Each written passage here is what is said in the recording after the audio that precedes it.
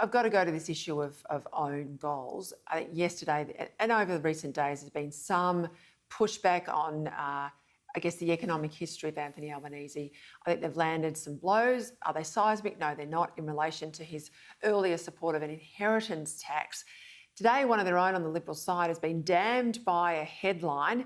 He says the headline isn't necessarily linked to what he said. Let's have a look at what he said, and I'll read it out specifically. This is Jason Falinski, New South Wales MP. Increasingly, he says, the people who aren't paying tax are the people inheriting their money. More and more money is being accumulated by lazy capital, and that's problematic. Fair cop here, or does the headline make it difficult for Falinski? Maybe beat it up a bit, but the point is he's just bagged anyone who's ever gotten an inheritance in Australia when they're trying to paint Anthony Albanese as the guy who's about death duties.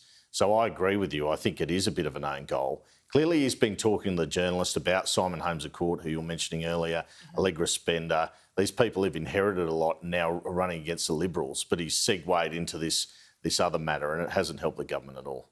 They've got to get to the end of this week, don't they, with a 5-week gap before they return for the budget being what we all predict will be the last week. They've got to end this week, the government, with a clear message to send their troops home with, and a message out to the base, don't they?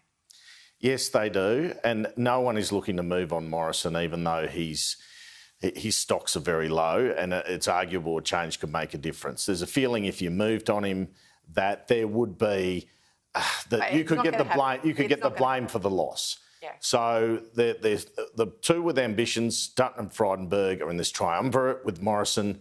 They have to try and get as close an election result as possible at the least, and hopefully somehow win.